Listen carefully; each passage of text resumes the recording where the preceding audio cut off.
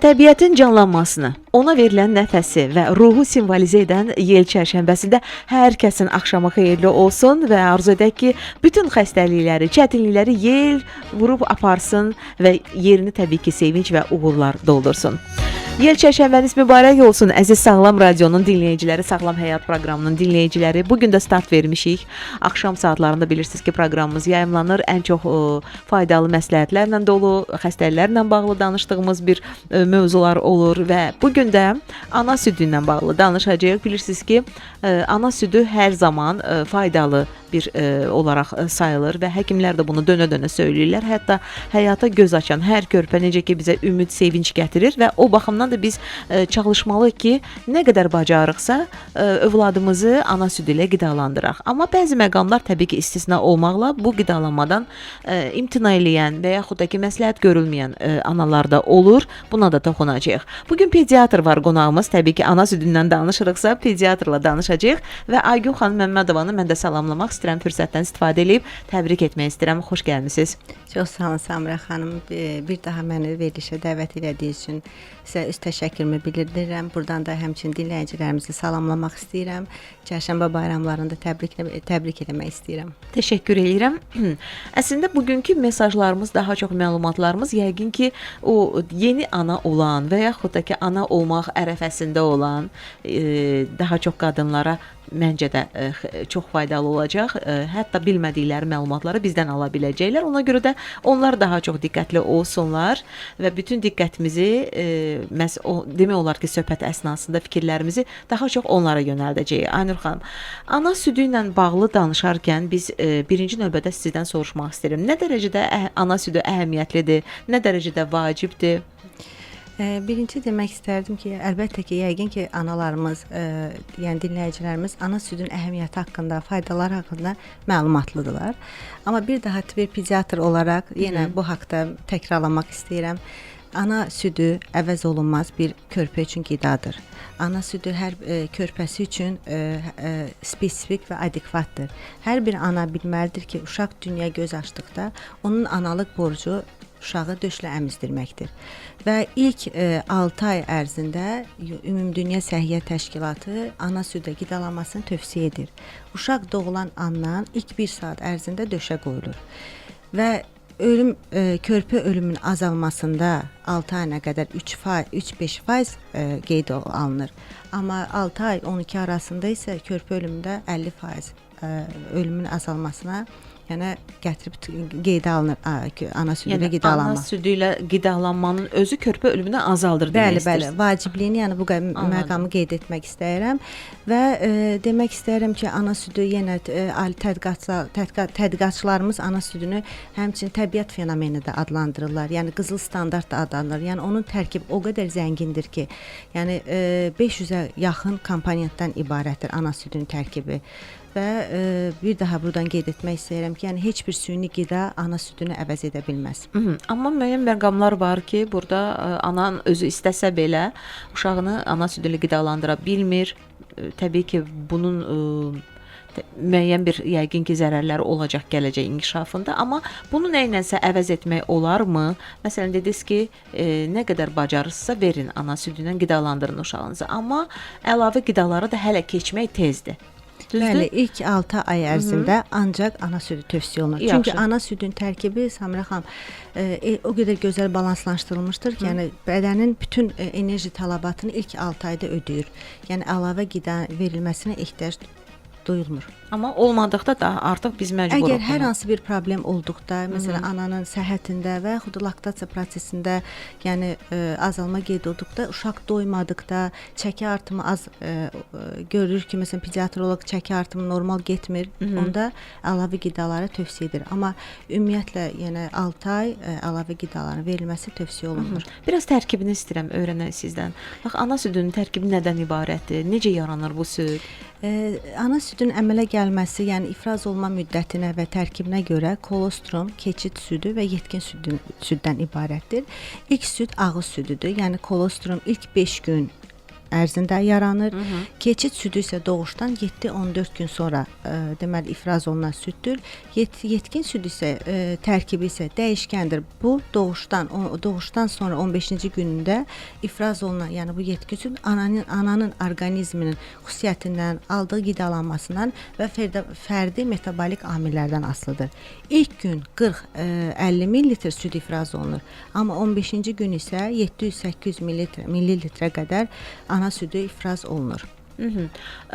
Bayaq söylədiniz ki, bəzən analar ana südünü qidalanmadan imtina edirlər. Mən istədiyim ki, daha çox bunu işləyən xanımlar olur.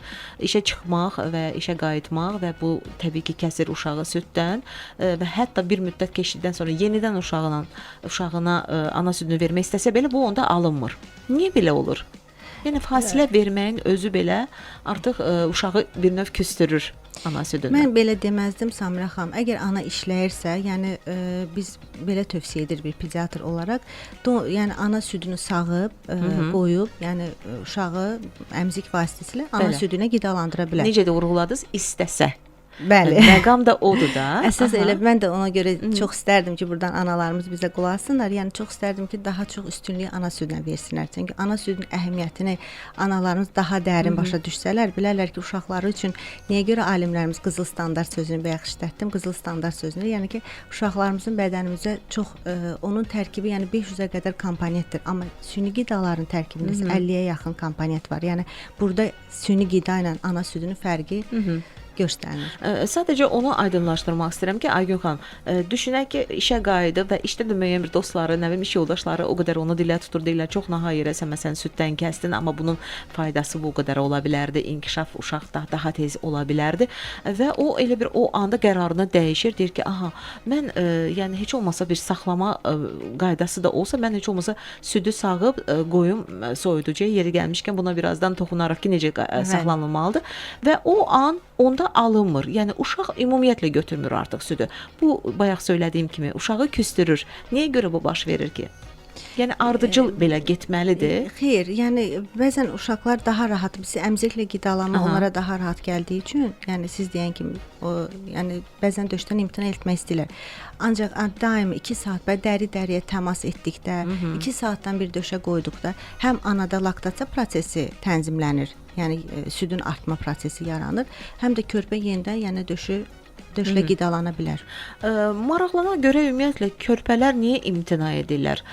Bildiyim qədərilə ana südü ilə qidalanmadan əvvəl qadının özünün də müəyyən bir gigiyenik təmizliyə riayət etməsi də vacibdir.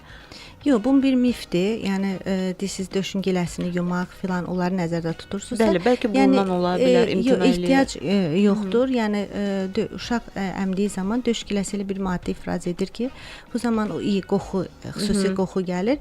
Yəni uşağın həm immun sistemi formalaşmasında, həm də həzm sistemi formalaşmasında bu böyük rol oynayır. Yəni döş giləsini yumaq ehtiyac duyulmur.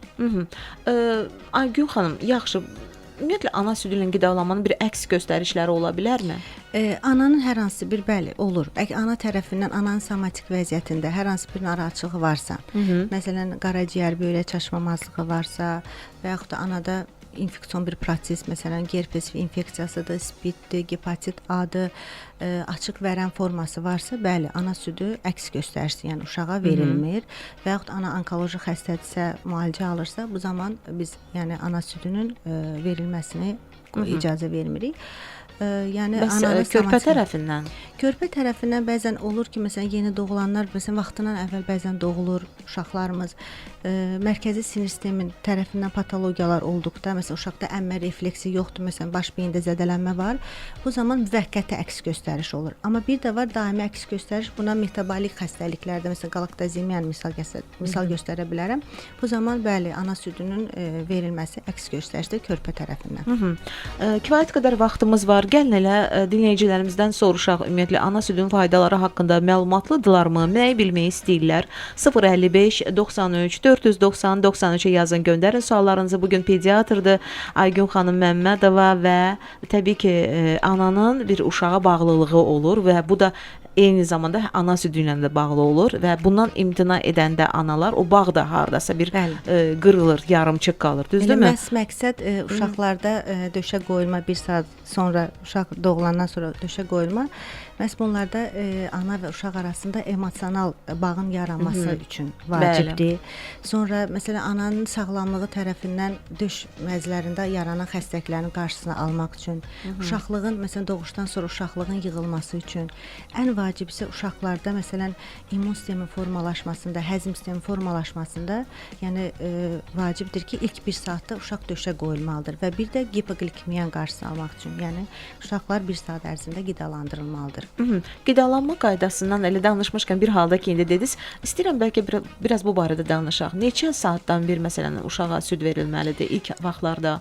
Biz ilk vaxtda ana südü biz tövsiyə edirik 2 saatdan bir. Çünki ana südü daha tez həzm olunur və 2 saatdan bir. Bəzən uşaqlarda məsələn ilk günlərdə, yəni buna saat demirik, yəni uşağın sərbəst rejim deyək ki, məsələn uşaq açdığı zaman anaya deyirik ki, məsələn döşlə qidalandırır.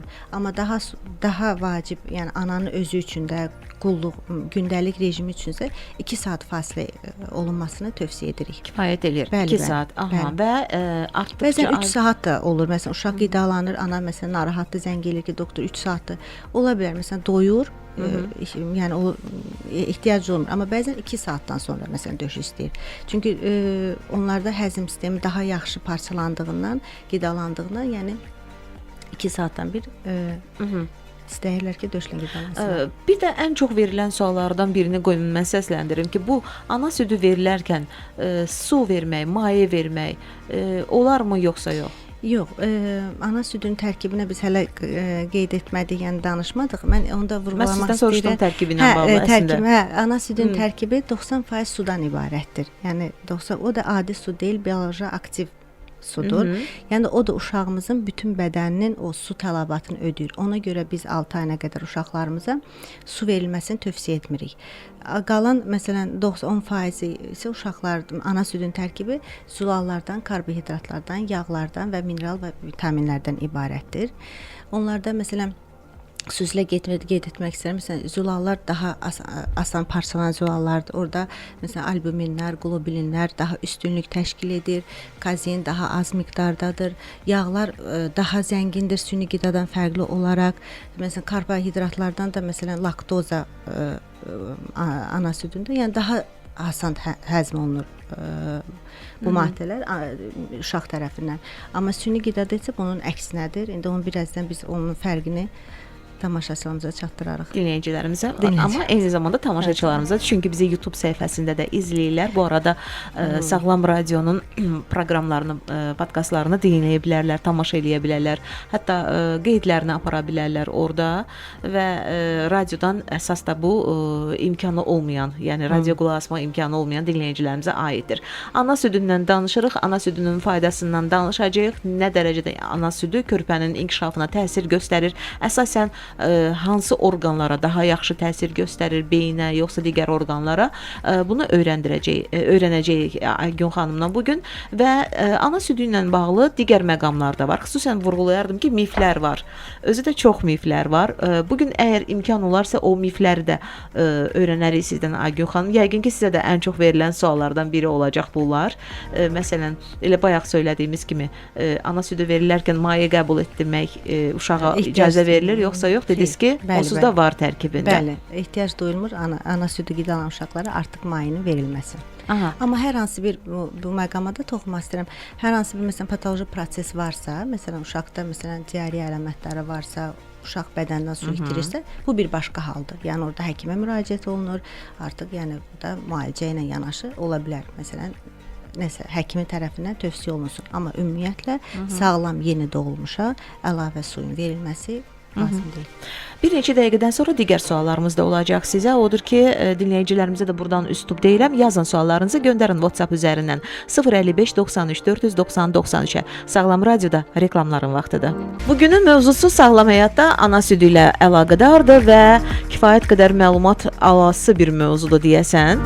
Çünki danışdıqca baxıram ki, görürəm ki, bizim bilmədiyimiz məqamlar da var. Ana südünün tərkibi ilə bağlı Gün xanım hal-hazırda Məmmədova məlumat verəcək yenə də pediatrda yeri gəlmişkən. Siz də suallarınızı göndərə bilərsiniz. Ümumiyyətlə ana südü ilə qidalandırmısınızmı övladınızı?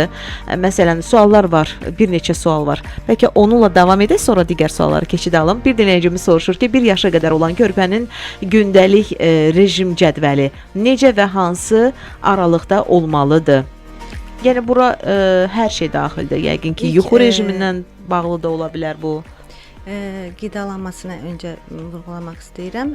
Deməli 1 yaşına qədər uşağın qidalanmasında 6 ayına qədər biz ancaq ana südü tövsiyə elədik. Artıq 6 aydan sonra ana südünün tələbatı ödənmədiyindən 70-80% endiyindən biz əlavə qidaların verilməsini tövsiyə edirik. Əlavə qidaların da verilməsi əvvəlcə dediyimiz kimi, yəni bir qaşıqdan başlanır, uşağın orqanizmi öyrəşdirilir, hər hansı bir reaksiya yoxdursa qaşığın sayı artırılır və gündəlik daha zənginləşdiririk. Yəni tərəvəzlə, əlavə sıyıqlarla. Ancaq qeyd etmək istəyirəm ki, məsələn 6-12 ay arası uşaqlarda 3 dəfə məsələn əlavə qidanın verilməsi sutkalıq tövsiyə olunur. Qalan saatlarda isə ana südünün verilməsini tövsiyə edirik. Artıq 12 aydan sonra, yəni 1 yaşdan sonra isə əlavə qidaların sayı artırılır, 5-ə qaldırılır. Qalan saatlarda isə yenə ana südünün verilməsini tövsiyə edirik. Davam edək sualımıza. Digər dinləyicilərimizin də çünki sualı gəlib. Tərkibi ilə bağlı mən əslində dolğun bir məlumat almaq istəyirəm sizdən. Çünki mənim özümə də maraqlıdır. Ana südünün tərkibində nə var ki, bu qədər məsələn körpəyə daha çox yer verir? 500-ə yaxın komponentdən ibarətdir. Ana südünün tərkibi. Ana südünün tərkibi 90% sudur. O da dediyimiz kimi uşaqlarımızın bədəninin su ehtiyatını ödəyir. Qalan yerində qalan faiz isə zülallar, yağlar, karbohidratlar, minerallar və vitaminlərdir. Yəni o qədər zəngindir ki ana südünün tərkibi. Yəni onu saysaq burada bitirə bilmərik. Süni qidalardan məsələn fərqi nədədir? Orada deməli süni qida ilə ana südünün fərqində komponent dedik 500 ana südündədir, 50 süni qidadadır. Sonra bunların tərkibinə görə məsələn zülalları da fərqli var. Məsələn ana südün zülalı albuminlər, globulinlər, kazein az miqdardadır. Amma məsələn süni qidada isə kazeinin nisbəti albumin, globulindən daha çoxdur. Məsələn ana südündə nisbət 80-ın 20-yədirsə, yəni albumin, globulinin nisbəti kazeinə nisbətdə 80% albumin, məsələn globulin isə 20% kazeindir. Amma süni qidada isə əksinə daha çox kazeindir, yəni 80% kazein təşkil edir, albumin, globulin isə azdır, yəni 80-20 nisbətindədir. Sonra inək südünün tərkibində hansı ki uşaqlara daha çox allergizasiya xüsusiyyətinə malik, bəli. Malik beta-laktoglobulin var. Hansı ki beta-laktoglobulin ana südündə yoxdur. Məsələn zülalları gördünüz necə fərqləndirdik. Sonra yağ turşularına məsələn danışmaq istəyirəm ki, yağ turşuları da ana südün həddindən artıq zəngindir. Məsələn omega 3-dür, omega 6-dır, taurindir. Yəni bunlar daha çox ana südündə daha çoxdur. Məsələn inək südündə bunun miqdarı süni qidada daha azdır. Sonra məsələn həmçinin vitaminlərə qeyd etmək istəyirəm. Məsələn A vitaminidir, B-dir, məsələn C-dir. Bunlar K vitaminləridir. Məsələn ana südündə daha çoxdur. Amma D vitamini isə əksinə ana südündə azdır. Ona görə ana südü qidalanan uşaqlara məsələn D vitamini əlavə verilməsi tövsiyə olunur. Sonra məsələn karbohidratlara gəlmək istəyirəm. Karbohidratlar məsələn laktozadır ki, ana südündə laktoza beta laktozadır. Süni qidada isə alfa laktozadır. Hansı ki beta laktoza ana südün tərkibində olan, onlar laktobakterinin, bifidum bakterinin artmasına köməklik göstərir. O da sonradan uşaqlarda həzm sistemi formalaşmasına mühüm əhəmiyyət kəsb edir. Ancaq inək südündə olan isə məsələn alfa laktoz isə bu bağırsaq çöplərinin məsələn artmasına şərait yaradır. Ona görə məsələn süni qidalanan uşaqlarda daha çox həzm sistemi tərəfindən patologiyalar daha çox rast gəlinir. Narahatçılıq, dispeptik əlamətlər daha çox rast gəlinir müqayisədə ana südü südü ilə qidalanan uşaqlarla. Bir sual verir dinləyicimiz 1203. Deyir, necə bilmək olar ki, uşaq doyub? Uşaq doymağa əsasən ana özü hiss etməlidir. Belə ki, məsələn, uşaq sutka ərzində dedi 2 saatdan bir döşlə qidalanır. Aha. Və qidalandıqdan sonra uşaq rahat yatırsa və sutka ərzində 4-5 dəfə bezi dəyişilirsə və məsələn həftəlik deyə bilmərəm, məsələn aylıq uşaqlarda çəki artımı qeyd olunursa, məsələn 600-dən 800 qrama qədər çəki artımı olmalıdır normada. Əgər artım verirsə, deməli bu ana südü ilə tam doyur. Bundan bilmək olar. Bəli, bəli. Əsas da yəni ev şəraitində qadınlar uşaqlarda bezə fikir versinlər. Yəni bez sutka ərzində dəyişilirsə 5 dəfə, 4 dəfə dəyişir. Bu artıq onun doymağından və ən çox da məsələn uşaq yedi, rahat qidalandı və yuxuya getdisə, deməli uşağımız doyub. Bəs Aygün xanım, ana südün keyfiyyətini dəyişirmi? Xeyr. Ana südü sabit keyfiyyətə malikdir. O yalnız belə deyək də müəyyən faizi, məsələn ananın qidalanmasından asılıdır. Yəni ana südü sabit keyfiyyətə malikdir. Qalır. Çünki nəyə görə sual verirəm? Bir neçə, hətta 1-2 yaşına qədər tövsiyə edirlər ki, uşaq ana süddən qidalansın. Amma bir tərəfdən də bəzi həkimlər də vurğulayırlar ki, 2 yaşında artıq uşaq ana südündən qidalanırsa, o tam o deyil də, o dad dəyişir, tərkibi dəyişir. Sanki yox, mən belə Samir xanım belə deməzdim. Başqa bir dad olur. Yox, ana südü ümumiyyətlə sabit tərkibə malikdir ana südü. Ancaq uşaq böyüdükcə onun orqanizmdə dəyişir. Yəni onun enerji tələbatı da dəyişir. Ona görə biz 6 aydan sonra vurğuladıq ki, məsələn 70% 6 aydan sonra bədənin tələbatını ödəyir ana südü. Amma 1 yaşından sonra bu 3də 1-ə düşür. Ona görə məsələn artıq 1 yaşdan sonra biz uşaqlara böyük masaya, yəni böyüklərin qidalandırdığı qida rejimini əlavə etməyini tövsiyə edirik. Ancaq ümumiyyətlə Ümumdünya Səhiyyə Təşkilatı ana süddən qidalanmanı yəni 2 yaşa qədər tövsiyə edir. 2 yaşdan sonra yəni onu tövsiyə etmirik biz də. Çünki onlar qeyd etmək istəyirəm ki, məsələn ana südü tək ünsiyyət mənbəyi, məsələn qidalanma mənbəyi kimi deyil, ünsiyyət mənbəyinə çevrilir. Yəni artıq uşaq 1 yaşdan, 2 yaşdan sonra bunu ünsiyyət mənbəyi kimi, yəni belə deyək. Bir instinkt yaranır da ondan demək istəyirsiniz. Yenə də həmin dinləyicimiz yazır ki, yaxşı ana südündən doymursa, bəs o zaman nə etməliyik? Onda yaxşı olar ki, pediatrla məsləhət görsün. Yəni əlavə, yəni süni qidanın 6 ayına qədər körpədirsə yaşı, onda süni qidanın verilməsi tövsiyə olunur. Ancaq ilk növbədə ananın rejimi pediatr əvvəlcə onun rejimi haqqında məlumat toplamalıdır ki, ana südü ilə niyə doymur, nəyə görə səbəbi araşdırmalıdır. Ananın çünki analar da sutka ərzində qidalanmasına fikir verməlidir. Yəni onların, yəni ana süd verən ananı pəhriz saxlaya bilməz. Onların sutkalıq kaloriyası, qida kaloriyası 1800-dən 3000-3500-ə qədər olmalıdır. Çünki onlar hər dəfə südlə əmizdirdikdə enerji itirirlər. Və bu baxımdan da əgər ana maye normada məsələn 2-3 litr maye qəbul etməlidir. Bu normada mayesini qəbul edirsə, qidalanması normaldırsa, yuxu rejimi normaldırsa, hər hansı bir əlavə faktor yoxdursa, məsələn baxırsan, məsələn uşaqda çox çəki defisiti varsa, yəni müvəqqəti də olsa tövsiyə edirik.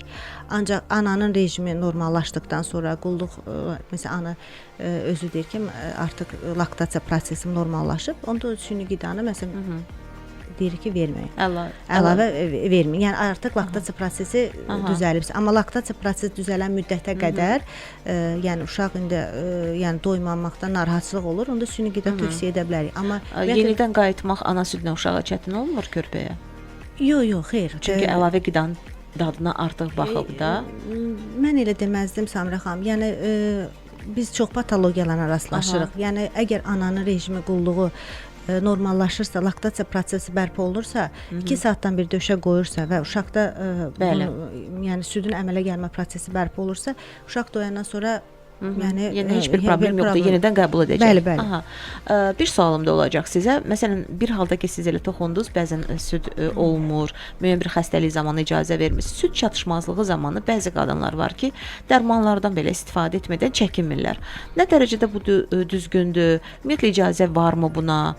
İstəyərdim onu soruşum. Yəni elə bir ki, bu dərmanlarla o südü yenidən qaytarmaq kimi sanki. Onu bir mütəxəssis tərəfindən tövsiyə olunur. Yəni dərman qəbulu. Əvvəlcə yenə biz vurğulamaq istəyirəm. Yəni burada ananın qulluğu, ananın rejimi, gündəlik aldığı maye, qida normaldırsa, Ümumdünya Səhiyyə Təşkilatı ümumiyyətlə birinci qeyri-farmakoloji üsullardan istifadə etməyi tövsiyə edir. Bayaq dediyimiz kimi, məsələn, dəri-dəriyə təmas edib, uşağı tez-tez qidalandırmaq, döşdən südü sağıb, məsələn, əmziklə vermək.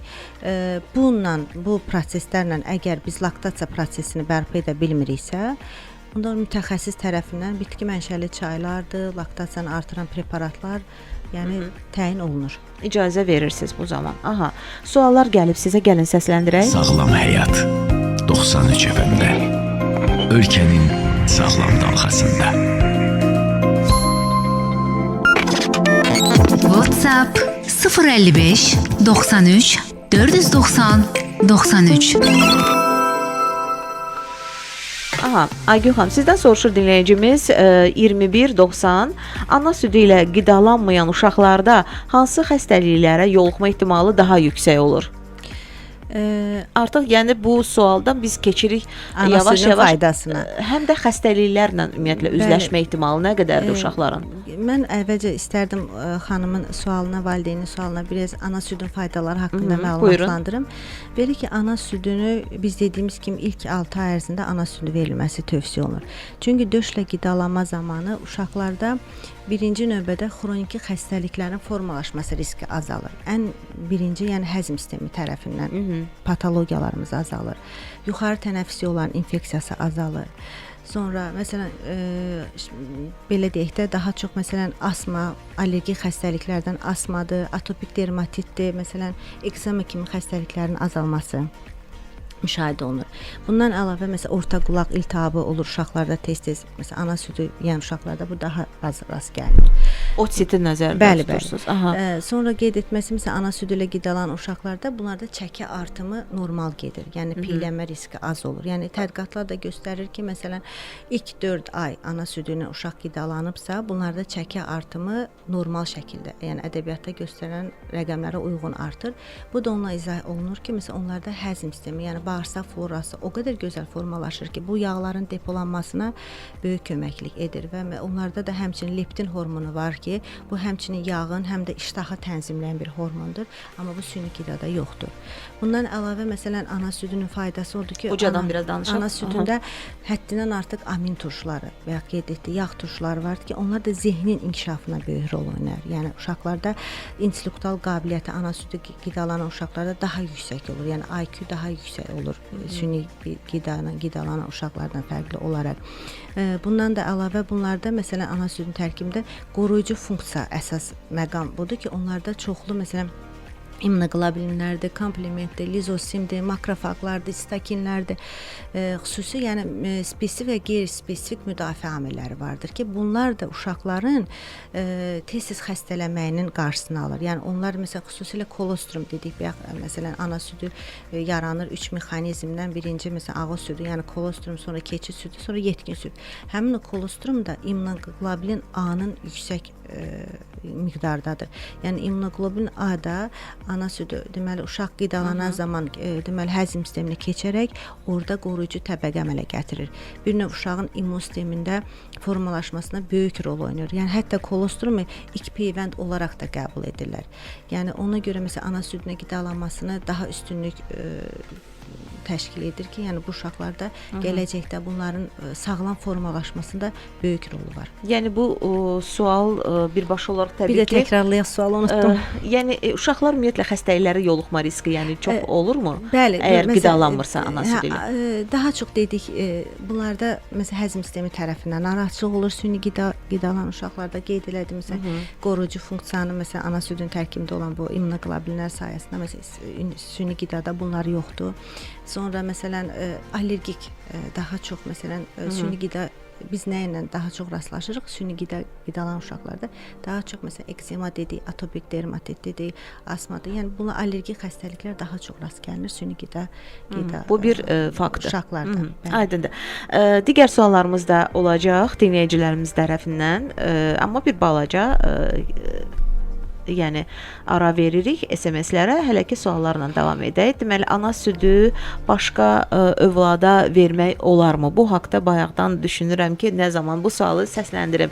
Çünki bəzən eyni anda məsələn qonşuda da tutaq ki, xanımda eyni vaxtda bir uşaq dünyaya gəlibsə və o qadının bayaq söylədiyiniz səbəblərdən ana südü vermək, yəni icazə verilmirsə qızdırma ilə bağlı və yaxud digər səbəblərlə bağlı, o zaman verə bilərmi qadın, kömək edə bilərmi bu baxımdan uşağına, həmin qadının uşağına? Yəni donor süd, buna donor Bəli. süd deyilir. Bəli, donor süddən İcazə istifadəsi verilmirsə. əgər ananın sağlamlığında, səhhətində hər hansı bir problem varsa və verdiyi ananı tanıyırsa, sağlamlığı da yəni icazə verirsə uşağını qidalandırsın, əlbəttə ki, donor süddən istifadə olunması icazə verilir.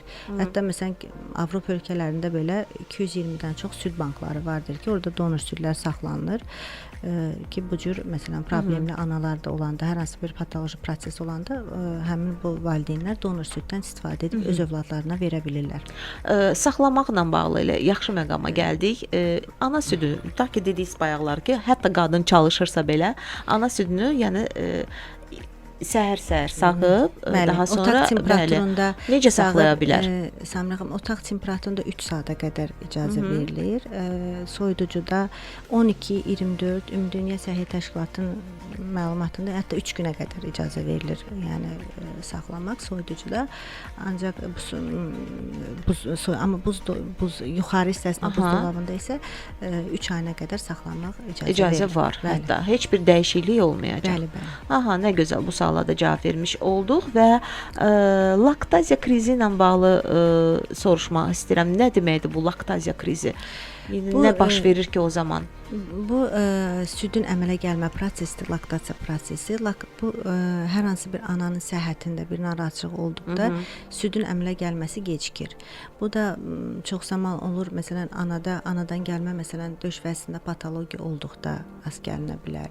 Ananın hər hansı bir somatik vəziyyətində, məsələn, infeksion xəstəliyi varsa, kriz bu mənada söylənilir. Bəli, azalma, yəni gipoqalaksiya müşahidə oluna bilər və bundan əlavə məsələn vaxtından əvvəl doğulma halı olduqda bu zaman məsələn bu proses pozulur, südün əmələ gəlmə prosesi ləngir. Ancaq bunları da, yəni bu əgər ananın səhhəti yol verirsə, bu müvəqqəti problemləri aradan qaldırdıqdan sonra laktasiya prosesini bərpa etmək. Bunu necə bərpa etmək? Bayaq dediyimiz kimi dəriyə təmasa, döşlə qidalanmanın 2 saatdan bir qoyulması və məsələn farmakoloji üsullardan da məsələn laktasiyanı stimulyasiya etmək də icazə verilir. Bir dinləyicimizin də sualı var. O çox xoşuma gəldi. Yazır ki, ana südü ilə qidalanmanı doğuşdan dərhal sonra başlamaq lazımdır, yoxsa necə? Doğuşdan 1 saat sonra döşlə qidalandırılmalıdır. Hətta deyirlər ki, yəni bunu edə bilməsə sonra edə bilməyəcəksiniz. Yəni vaxtında etmək lazımdır. O bir mifdir, Samira xanım. Bəli, o suallar bizə də çox ünvanlanır. Xeyr, mən belə deməzdim. Yenə dediyimiz kimi ananın hər hansı bir səhhətində problem varsa, o problem aradan qaldırdıqdan sonra laktasiya prosesini tənzimləmək mümkündür. Bax belə, bu tip sualları göndərənlər çoxdur. Ona görə mən ümumiləşdirib sizə bu sualları ünvanlayıram. Siz də yazın, göndərin dinləyicilərimiz kimi. Siz nə öyrənmək istəyirsiniz ana südü ilə bağlı? Faydaları haqqında yəqin bilmək istəyirsiniz. 055 93 490 92 yazıb göndərəcəksiniz. Həkim pediatr Aygün Məmmədova studiyamızda da Sağlam Həyatda. Biz bir neçə dəqiqəlik sizdən ayrılırıq, qayıdacağıq. Söhbətimizi davam etdirəcəyik əlbəttə ki və siz də yazın, suallarınızı göndərin. Ana südündən danışırıq, ana südünün faydalarından danışırıq. 055 93 490 93-ə yazıb göndərə bilərsiniz və suallarımızı həkim pediatr Aygün Məmmədova cavablandırır. Süd verən ana ümumiyyətlə körpənin sağlamlığını düşünürsə, hansı qidalardan imtina etməlidir? Nə olmaz məsələn ki, o uşağa təsir edəcək mütləq şəkildə? Əvvəllər deyirlər ki, məsələn analar pəhriz saxlamalıdır. Pəhriz xüsusi məsələn menyu verilirdi ki, bu qidalar məsələn analara tövsiyə olunur. Ancaq indi biz deyirik ki, analar deməli daha çox balanslaşmış şəkildə qidalanmalıdır. Yəni onların yediyi qida rasionunda zülallardır, yağlardır, karbohidratlardır və vitaminlər də zəngin olmalıdır. Belə ki, ana südünün tərkibi biz bayaq vurğuladıq, sabit tərkibə malikdir. Yalnız müəyyən bir hissəsi ananın qidalanmasından asılıdır.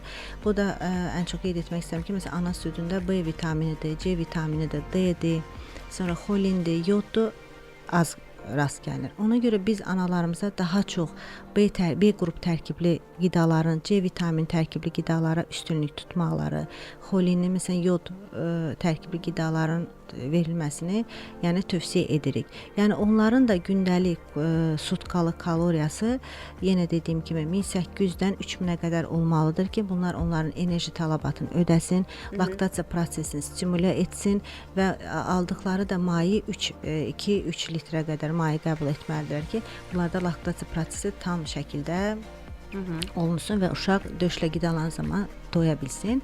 Bundan əlavə, məsələn, tövsiyə etmirik analara, sizin sualınıza cavab olaraq deməlim ki, daha çox köp verən, yəni qidalardan, paxlalı bitkilərdən məsələn tövsiyə etmirik.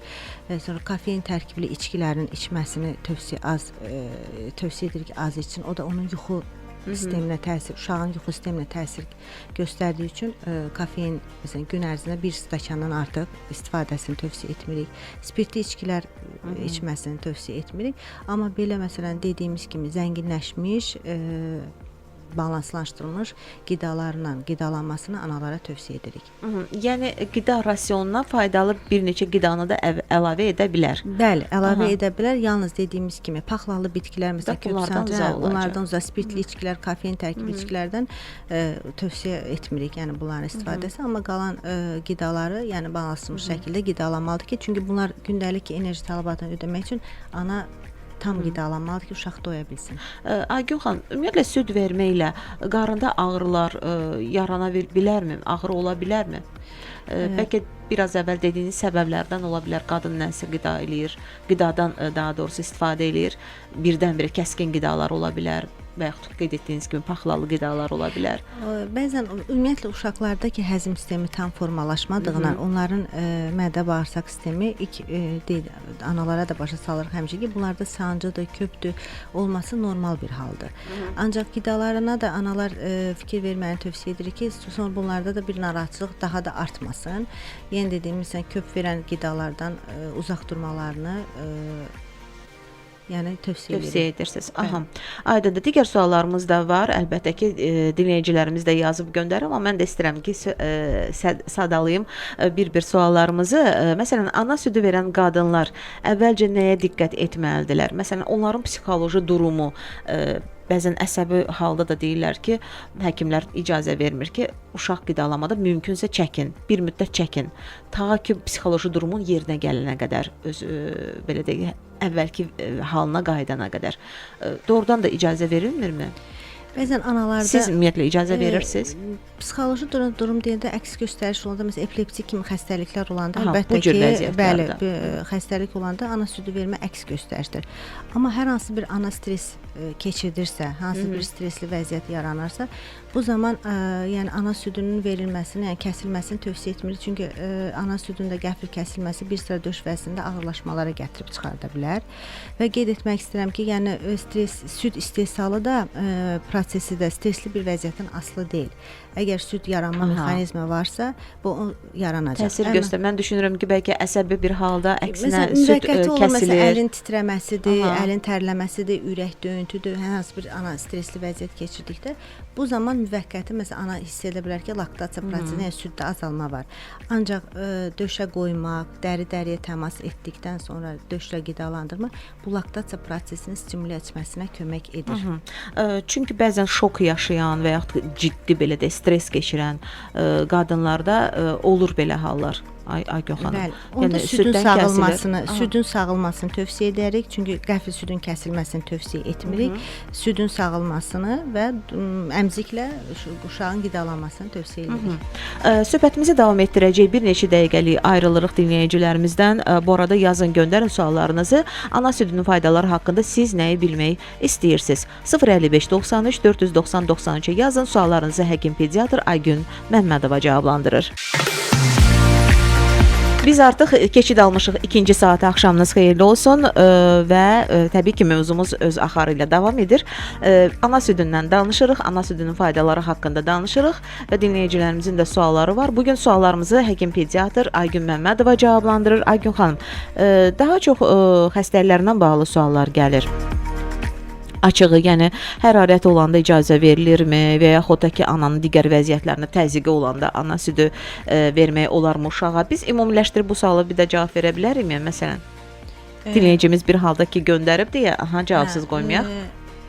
Mən belə dinləyicimizə belə cavab vermək istərdim ki, ananın somatik vəziyyəti yaxşılaşdıqdan sonra, yəni o saatlarda əgər səhhəti ilə bağlı bir problem varsa, ana döşlə uşağı əmizdirə bilmirsə, yəni tövsiyə edərdim əmziklə, yəni ana südünü sağıb əmziklə versin. Yenə dedik, məsələn, dediniz qızdırması varsa, məsələn, hərarəti varsa, sonra bir də ikinci də təzyiqi, bəzən təzyiqi də düşərsə, o müddət ərzində ana əlbəttə ki, əmizdirə bilməz. O yaxşı olardı ki, əmziklə, yəni ana südünü sağıb əmziklə verilməsi tövsiyə edərdim. Bir sualım da var sizə. Düşünək ki, artıq uşaq ana südü ilə qidalanmağa keçid alıb, hər şey qaydasında gedir, amma birdən-birə elə bir ki, sanki ağrılar, sancılar başlayır uşaqda. Bunun səbəbi sizcə nə ola bilər və bir də həmin ana nə etməlidir? Birinci ana dedik öz qidasına, rasionuna fikir verməlidir. Düşünməlidir ki, yadına salmalıdır. Bəli ki, hansı qidadan sonra bu uşaqda narahatçılıq yaranmışdır və yaxud hansı içkidən sonra bu uşaqda narahatçılıq yaranmışdır. Əvvəlcə onu rasiondan çıxartmağını tövsiyə edərdim və başqa, yəni rasionla bağlı problem deyilsə, bu zaman mən tövsiyə edərdim pediatra müraciət etsin. Çünki həzm sistemi tərəfindən o qədər patologiyalar var ki, yəni yaxşı olardı ki, bir mütəxəssis tərəfindən bu uşaq baxılardı və tövsiyəsini verərdi. Əlavə qidalara artıq keçid nə zaman olmalıdır və bir də bir sualım olacaq. Əlavə qidaya keçid artıq verilibsə, yenidən qayıtmaq olarmı ana südünə? Və yaxud da ki, bunların paralel olaraq aparmaq olarmı? Bəzən olur ki, bəli, buna qarışıq qidalanma deyilir. Yəni sutka ərzində məsələn 5 dəfə ana südünə qidalanırsa, 3 dəfə ana süni qida qarışığı verir. O da yenə bu haqqda danışdıq. Yenə vurğulamaq istəyirəm ki, yəni anada əvvəlcə qulluğu, qidalanması qaydaya saldıqdan sonra, yəni laktasiya prosesi tam təmin, uşağın qidasını tam təmin etmirsə, bu zaman süni qida tövsiyə edirik. Və süni qidada dediyimiz kimi, məsələn, müalicəvi qidalar var və fizioloji qidalar var. Onu da yenə dediyimiz kimi, həkim mütəxəssis tərəfindən təyin olunsa daha yaxşı olar. Necə tənzimləyirsiniz bu südün miqdarını? Mənə həmişə o maraqlıdır. Məsələn, hər dəfə artırmaq lazım gəlir də, səhv etmirəmsə, həftədən həftəyə ana südünü. Ana südünü biz tam ancaq çəki ilə biz bilirik. Uşağın çəkisinə görə tənzimlənir. Bəli, əgər uşaq gündə sutka ərzində 4 dəfə, 5 dəfə bezi dəyişdirsə və həftəlik təxminən 15-20 qram uşağın gündəlik çəki artımıdır. Bu, yəni həftəlik və aylıq həkim nəzarətində olub, onun çəki artımına fikir verirsə, əgər uşaqda çəki artımı gedirsə, bu ana südünə doyduğuna bizə məlumat verir. Əgər yenə dediyimiz kimi çəki artımında artım getmirsə, biz onda süni qidalar, yəni ananın qulluğundan qaydasına saldıqdan sonra, yəni süni qidanı məsləhət görülür. Bir dinləyicimizin sualı var, yazır 10-22. Oğlum 20 günlükdür, ana südü verirəm. 2-3 dəqiqə əmir yuxuya gedir, azca yatır, durur, bir də istəyir. Bu normaldırmı və yoxsa neçə saatdan bir uşaq ana südü yəni istəməlidir, qəbul etməlidir? Bəzən olur uşaqlarda yorulma hissi, yəni yorulur uşaq, əmir yorulur. Yəni bu ana üçün demək istərdim ki, normal haldır. Yəni yenidən yorulur və yatır, yenidən ayılıb döşlə qidalanmanı istəyir. Yəni bir müddət, yəni doğulandı, 20 günlükdür. Yəni bu halların olması normaldır. Bəs əgər ağlayırsa? Ağlayırsa artıq yenə dediyimiz kimi mütəxəssisə müraciət etsin. Yəqin ki, orada yenə doymama problemi var. Yəqin ki, onu aradan qaldırmaq lazımdır. Yəni mən belə başa düşdüm, ana südü təkcə qidadan asılı deyil, daha doğrusu yəni bir çox faktorlardan təbii ki asılıdır, amma həm də eyni zamanda yuxudan da asılıdır. Bunu da öyrəndik, ananın psixoloji durumundan da asılıdır. Yuxu rejimi normal olmalıdır. Bu da təsir göstərir. göstərir. Bəli. Yəni rejimlə demək Bəli, istəyirsiniz. yuxu, yəni normal yuxu yatmalıdır ki, onlarda bilirsiniz, südün əmələ gəlməsində prolaktin hormonu iştirak edir. Prolaktin hormonu südün əmələ gətirilməsində, oksitosin hormonu isə deməli südün döş vəzlərinin ötürməsində iştirak edir. Buna görə də ananın sakitlik rejimi nə qədər yaxşı olarsa, bu hormonun artması və südün əmələ gəlmə prosesi normal gedər. Ümumiyyətlə süd verərkən hər hansı bir çətinliklə qarşılaşırlarmı analar? İlk bəli. Əgər qarşılaşırlarsa hansı çətinliklərlə qarşılaşa bilərlər? Biz birinci hamiləlikdən olan analarda daha çox suallar olur ki, döşləgi həm doymamaq, uşaqlarda doymamaq, çətinlik, yəni belə deyək də sizə məsələn çox bunlarda ki, həzm sistemi tərəfindən narahatçılıq olur və bunlar narahat olurlar analar ki, bunlarda niyə belə olur? Yəni uşaq doğrudanmı doyurmu, doymurmu? Bəzən ana düşünür ki, doymur, ikinci döşünü də verir ki, uşaqda doymama hissi var. Bəzən olur ki, bəli, yaxşı olardı ki, belə analar narahatçılıqla üzləşdikdə, yəni mütəxəssisə müraciət etsinlər. Bir dinləyicimiz də yazıb sizə, Aygün xanım, maraqlı sualdır. Əslində deyirlər ki, keysəriyyə üsulu ilə uşaq dünyaya gətirəndə ana südü olmur. Düz fikirdirmi yoxsa yox? Biz bir haldakı miflərdən danışdıq. Elə bu da mifdir. Bəli, laktasiya prosesi, yəni süd istehsalı ona bağlı deyil. Ona görə tövsiyə edirik ki, həm təbii doğuşda doğulanlar, həm cərahi doğuşda doğulan uşaqlar 1 saat sonra döşə qoysun. Yəni uşaqlarda həm bu qeyd etdik, ana ilə uşaq arasında emosional bağın yaranması üçün, ananın döş vəzi xəstəliklərinin qarşısını almaq üçün, uşaqlığın yığılması üçün, uşaq tərəfindən isə hipoglikemiyanın qarşısını almaq üçün və həzm sisteminin formalaşması, immunitet formalaşması üçün 1 saat ərzində, həm də bunlarda əmmə refleksi var Samira xanım. Yəni ilk 15 dəqiqə ərzində, ilk doğuşdan 15 dəqiqə sonra da uşağı döşə qoysan, əmmə refleksləri o qədər güclü olur ki, yəni əmmə yarana bilər. Maraqlıdır əslində danışdıqca, yəni azalır, mən də müşahidə eləmişəm. Sanki keysəriyyə üsulu ilə dünyaya gətirən yəni analarda, uşaqlarda elə bir ana südü azalır. Yəni uşaqlara onlar çətinlik çəkirlər verməyə. Bəzən belə hallarla qarşılaşırıq. Bir də bir sualım olacaq sizə. Məsələn, bir halda ki biz davamlı olaraq danışırıq ki, neçə saatdan bir uşaq ana südü qəbul etməlidir. Elə analar da var ki, bilmirəm hardan eşidiblər, hardan öyrəniblər ki, gecə vaxtı uşağa ana südü vermək yəni düzgün deyil, uşaq ağırlaşır. Yəni uşağa sadəcə belə deyək də həmin an adi bir su vermək kifayət eləyir, öyrəşdirmək lazım deyil. Siz də eşitmisiniz belə fikirləri? Bizə də bəli, belə suallar vurğulanır, amma mən yenə də demək çalışın istəyirəm verməyin ki, gecə vaxtı. Ümumiyyətlə, uşaqlar gündəlik kalorajı almalıdırlar ana südündən.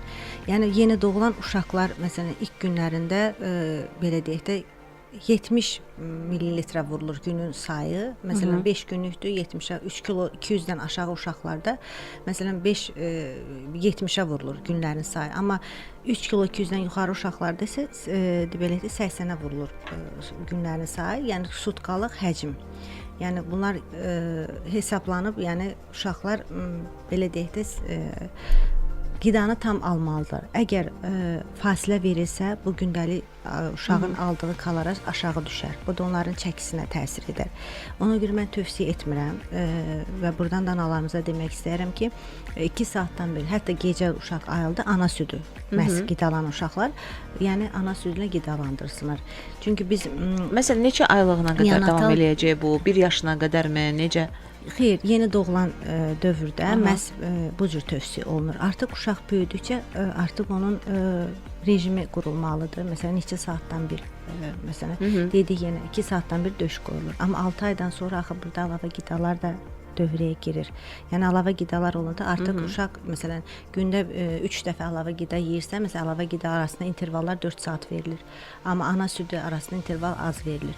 Ona görə yəni bunu artıq ana özü tənzimləməlidir ki, hansı saatda məsələn əlavə qidası verilir, əlavə qidadan sonra hansı saat məsələn 4 saat yenə əlavə qida verirsə 4 saat fasilə verməlidir. Amma ana südü verirsə artıq bunlar arasında intervalı azaltmalıdır. Bir dinləyicimizin də sualı var. Bu arada dinləyicilərimiz 055 93 490 93 yazmaq lazım gələcək. Əgər biz danışdıqca sual çıxırsa sizdə meydana, ana südünün faydalarından danışırıq və bir dinləyicimiz soruşur ki, Aygün xanım, uşağım artıq 4 yaşına çatıb, amma hələ də ana südü verirəm və əl çəkmək istəmir. Normaldırmı bu? Xeyr, normal deyil.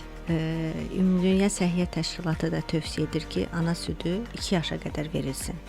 Çünki biz qeyd etdik ki, ana südü həm qida mənbəyidir, həm də ünsiyyət mənbəyidir. Artıq 2 yaşdan sonra Samira xanım bu çevrilir ünsiyyət mənbəyinə.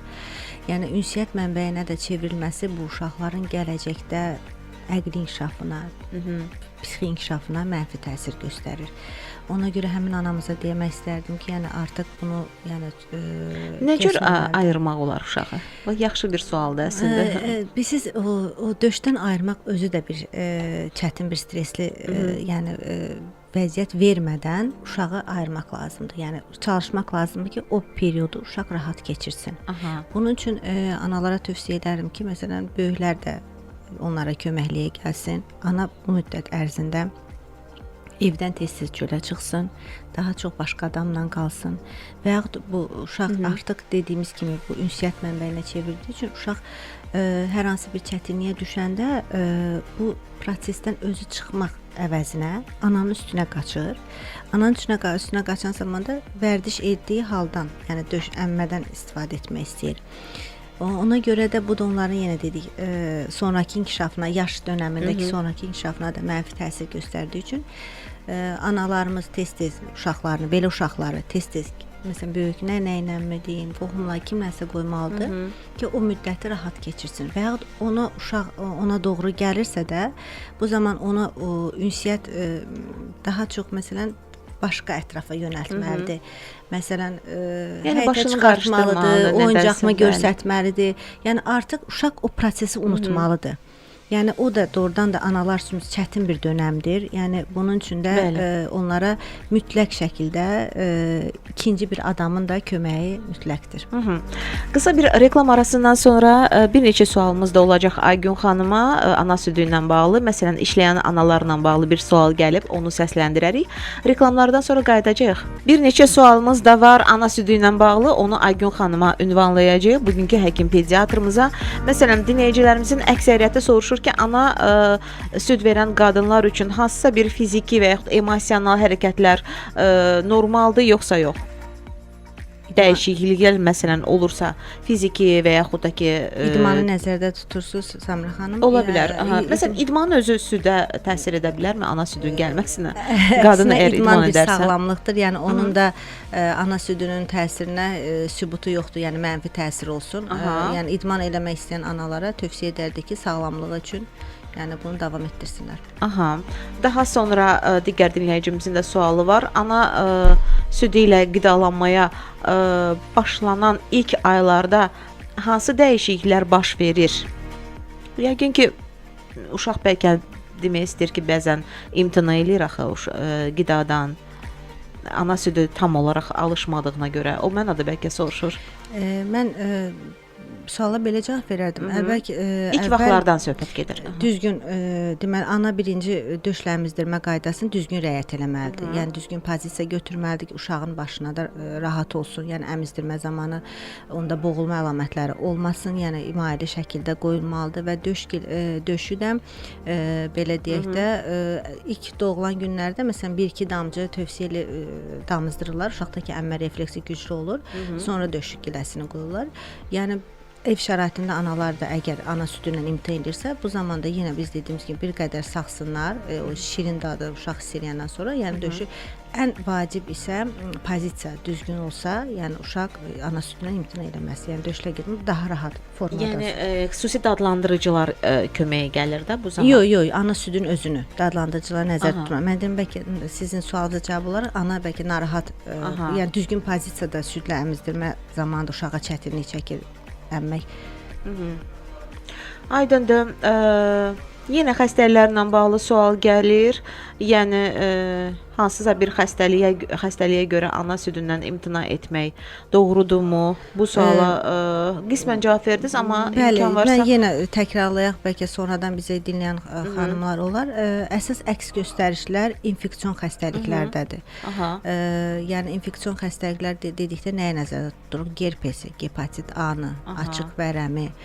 Yəni bu xəstəliklərdə məsələn südün verilməsi əks göstərişdir. Bundan əlavə qaraciyərlə böyrəkdə patologiyalar anada olarsa, sonra ana bayaq vurğuladıq, məsələn epileptik xəstədirsə, ana hər hansı bir dərman qəbul edirsə, onkoloji xəstədirsə, dərman qəbul edirsə, bu analara yəni verilməsi tam əks göstərişdir. Bir də var məsələn müvəqqəti, indi ola bilər uşaq anada məsələn hansı məsələn müvəqqəti xarakter daşıyan narahatçılıq varsa, bunda da biz tövsiyə elədik. Bayaq dediyimiz kimi döşlə verə bilmir, narahatdır. Ana saxsın döşünü, əmziklə uşağa versin. Əsas odur ki, nə qədər müddət məsələn daha yaxşıdır, nə qədər uşaq əmə bilirsə, o qədər vermək daha yaxşıdır. İlk müddət belə deyək də ilk 6 ay ancaq ana südü tövsiyə edirik. Amma 6 aydan sonra bir yenə də bəli, koloraj ödənmədikdən 70-80% endiyindən biz əlavə qidaların verilməsini tövsiyə edirik. Belə ki, yanaşı olaraq. Bəli, yanaşı olaraq. Çünki qeyd etmək istəyirəm, məsələn 0-3 ayına qədər uşaqlarda gündəlik koloraj məsələn kiloya 114 kilokaloridir. Biz bunu ödəməliyik, yəni ana südündən. 3-6 ayda 96 kilokaloridir.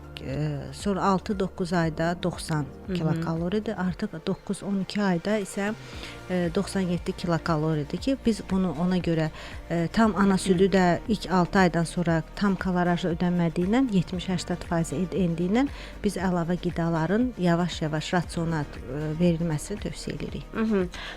Son yəqin ki sualım olacaq bu günlük. Bir dinləyicimizin sualı çox xoşuma gəldi. Deyir, süni qidalanma seçmək məcburiyyətində olan analar nəyə diqqət etsinlər? Yaxşı sualdır. Məsələn, mən bir də süni qidalar haqqında qısa məlumat vermək istərdim buradan analarımıza. Süni qidalarımız iki formada olur. Müalicəvi qidalar, bir də fizioloji qidalar. Fizioloji qida yəni tam sağlam yeni doğulmuş üçün tövsiyə edirik. Onun tərkibi karbohidratı, laktozadır. Amma müalicəvi qidalar isə uşağın səhhətində hər hansı bir problem olduqda müalicəvi qidaların verilməsi tövsiyə olur. Bunu da əlbəttə ki, həkim mütəxəssis tərəfindən yazılır, təyin olunur. Məsələn, bunlar da bölünür tərkibinə görə, kaloriyasına görə 3 formada olur müalicəvi qidalar. Kaloriyası dəyəri çox olan, karbohidrat və zülala görə fərqləndirilən. Belə ki, məsələn, uşaqlarda bəzən həzm sistemi tərəfindən naraqçılıq olanda, məsələn, laktozsuz qidalara üstünlük veririk. Qalaktiziya kimi xəstələrdə, məsələn, laktozsuz qidalara üstünlük veririk. Və yaxud da ki, uşaqda, məsələn, qusma varsa, dispeptik əlamətlər varsa, məsələn, antireflüks qidasına məsləhət görürük.